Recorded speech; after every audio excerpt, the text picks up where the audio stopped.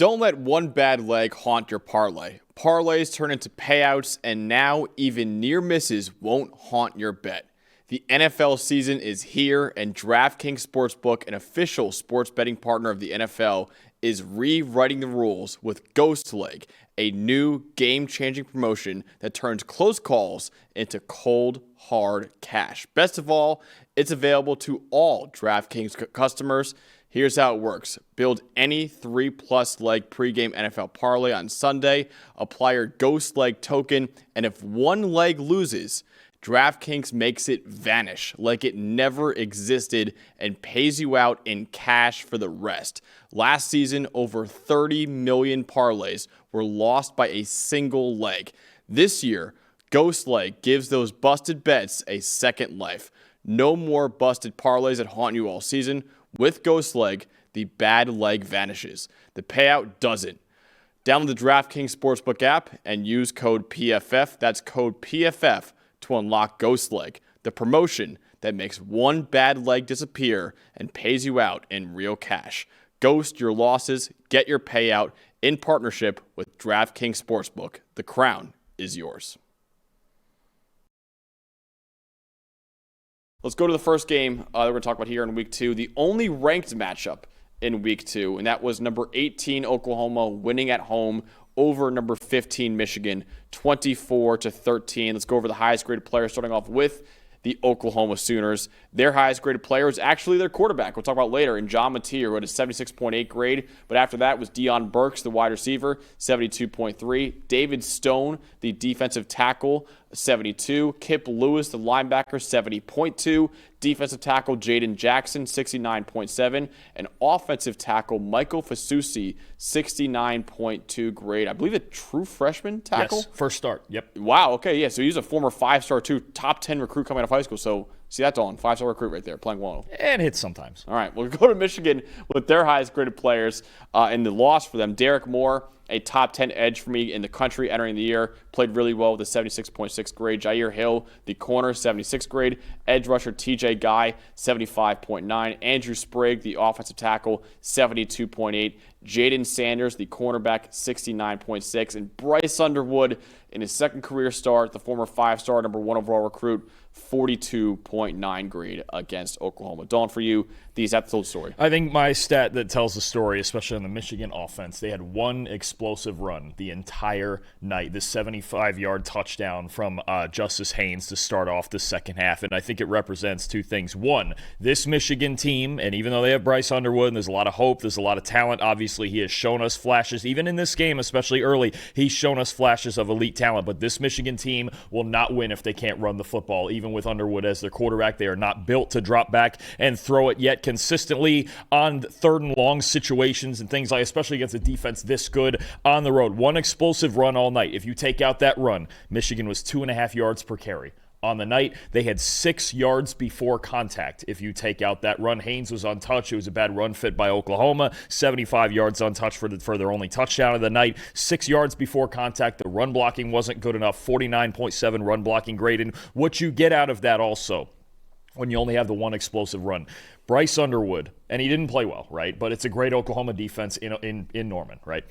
They were just never in good situations for him to be in. They weren't in enough 3rd and 3s and 3rd and 4s and getting early down explosives and getting easy first downs. They just could never get drives started, right? They were waiting on Oklahoma mistakes. They just weren't making them. They only made the one on the Justice Haynes run, but otherwise their offense on the whole was basically shut down. Love Oklahoma's defense and their game plan. Stacked the box on early downs. There was a lot of plays on first down where you saw 10 or even all 11 guys if it was a condensed alignment in the box. There was just no space to operate in the run game for Michigan, which leads to Underwood having to carry their offense too much, which leads to his struggles against a great defense. This Michigan team, this year at least, with Underwood still as a true freshman, they have to run the football well. They did not do it in this game. There wasn't enough complementary football on offense for him to succeed. And that goes into mine right there. Bryce Underwood with a 38.3 passing grade in his second career start. Yes, it was a tough spot for him, right? Obviously going on the road to Oklahoma against an elite defense, an elite defensive coach too,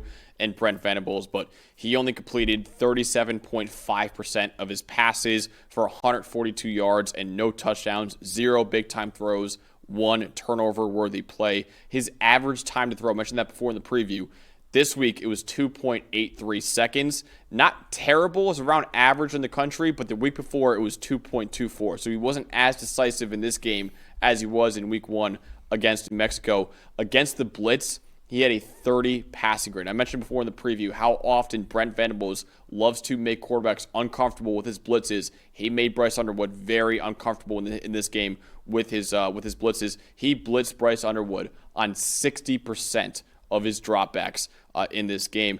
Against the blitz, Underwood's average time to throw was 2.8 seconds. You have to get the ball out faster than that. Honestly, Bryce Underwood was just kind of going through his reads a little bit too slow in that one. So now, Dalton, in Brent Venables' career as a defensive coordinator at Clemson and at Oklahoma now as the head coach, only one quarterback has ever had above a 65 PFF grade as a true freshman against Brent Venables. That was actually Kendall Hinton back in the day.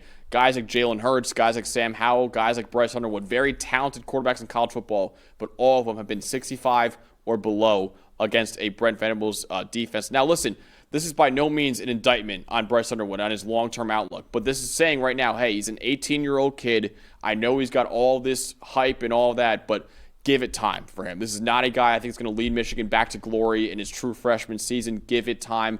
Get him better weapons. Get him some better players around him on offense. This is not an overnight fix, I think, for this Michigan offense. I still have a lot of faith in Bryce Underwood going forward, but he's not going to be the instant savior for this program like a lot of people thought he could be. No, and this is the thing about last year is, if there's some people watching that think, okay, they lost J.J. McCarthy last year and they didn't have a quarterback, that's why they're bad. Yes, that was a big reason, the quarterback rotation they had going last year, and it was all terrible, but offensive line also wasn't great. Receivers weren't great. Now you've lost Colston Loveland as well, who was the one truly highly functional player in that offense last year. This is a complete offensive rebuild for Michigan off of what they were last season. You like what you see from the run game in flashes with Justice Haynes. Obviously, last week against New Mexico, the run game was great. Today, just the one big run. You get a week to tune up again against Central Michigan. I'd expect him to win that game, but we're going to see what Underwood has in a big game at Nebraska in 2 weeks, right? We're going to find out then. We're going to find out against a complicated Luke Fickell defense in Wisconsin. Teams like USC,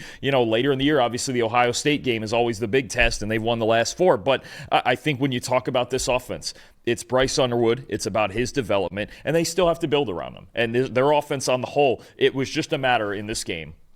Brent Venables, and he's my most impressive. I'm going with that for this because, first of all, great game plan. Like you mentioned, brought the pressure on Underwood, as we expected he would, right? It's going to be okay. You're going to confuse a young quarterback with these looks. You mentioned the longer average time to throw. He's going to confuse a young quarterback and make him just hold the ball a half second longer than he wants to, right? But it's also a matter of this Oklahoma defense is just more talented than Michigan's offense. That's how this went. Outside of the 75-yard run, it was lights out. Even the field goal that they got after that on a drive or two later, it's because of a muff punt from Oklahoma. They pretty much gave it to them, right? So, Michigan's offense was 99% stagnant in this game. It's a credit to Brent Venables, and I got to say this too for Brent Venables with his team. I say this a lot, especially in these kind of games, understanding the assignment. Yes. Very much like Ohio State against Texas last week. This is what we're going to have to do. This is the type of game we're going to have to win. Michigan's still got a really good defense. They want to grind this game out. They outplayed Michigan the way that they wanted to. John Mateer, it wasn't always pretty, but he grinded through it, and he led this team to maybe an ugly win, but we knew if they were going to win, this was going to be an ugly win, and they fully embraced that. That's my most impressive right there is John Mateer. I know it wasn't the prettiest. I know Walt in the chat even saying that there's a little bit of wild stallion at times too, John Mateer. That's just what he is. Get used to it. But I love it, man. I love it. I love him as a college quarterback. I think as a draft prospect, some people saying first-round stuff right now, I think he maybe could get there at the end of the year, but right now I'd say pump the brakes on that a little bit. But as a college quarterback, I love this guy right now. He just knows how to get the job done for Oklahoma. 76.8 PFF grade, the highest graded player for the Sooners in this game. 269 passing yards. He had a touchdown and an interception. 3 big-time throws, 2 turnover-worthy plays. He also ran for 75 yards and 2 touchdowns, too.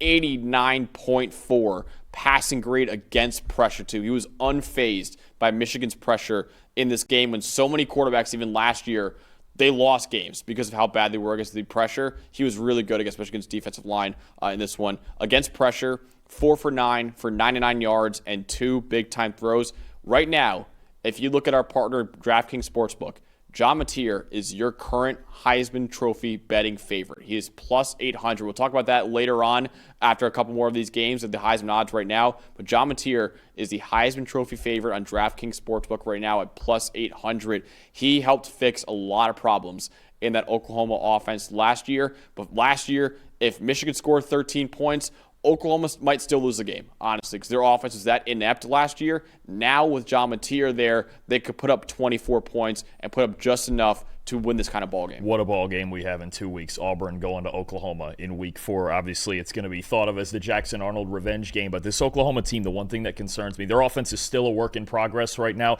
They got to figure out how to run the football, and there was a lot of solid designed runs from Mateer last night, and they were playing the numbers advantage and just grinding it out, but they need to figure out how to run the football, because we came into this year thinking, okay, you have Jaden Ott, you have a good running back room, you have John Mateer, who's extremely mobile, that they're going to be better with that. Their running backs last night, 19 carries for just 58 yards. After a week in week 1 where they struggled against an FCS opponent to run the football, they got some things to figure out up front. The offense is a work in progress, but the defense and Venables and Mateer, at least with maybe high variance, but the explosive plays periodically he can give you, that's what gives you that advantage. That's what gave him the advantage in this game. So Oklahoma taking down Michigan 24-13 in the only ranked matchup, I should say, in week 2, I should say.